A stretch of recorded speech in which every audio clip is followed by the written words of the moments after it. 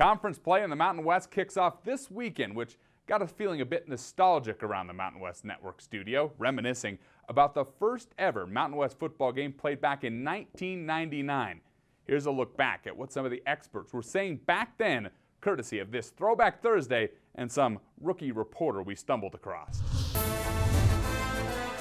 Air Force, BYU, Colorado State, New Mexico, San Diego State, UNLV, Utah, and Wyoming, all teams that compose the new Mountain West Conference, a conference dedicated to establishing a tradition of winning that has the football world taking notice. When I look at this conference, I see 4 or 5 schools that are perennially good, solid teams with the opportunity any year in a normal season to contend for a bowl. But I think it's clearly established as a solid, respectable college football conference. Gaining that respect is exactly the reason the 8 schools made the controversial announcement to leave the Western Athletic Conference back on June 2nd of '98.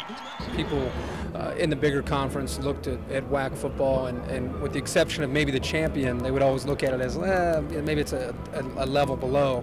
But now that they've put together, I think, some really good teams that form this conference, I think this is a great opportunity to show that this conference is going to be very competitive.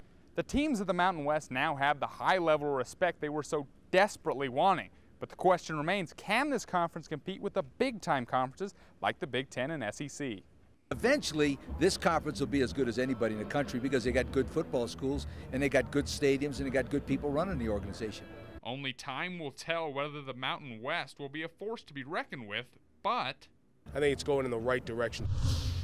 Turns out they were right. Over the past decade and a half, the Mountain West has established itself as one of the nation's elite, playing in 4 BCS bowl games and the first from the group of 5 to play in a New Year's 6 in the first year of the college football playoff.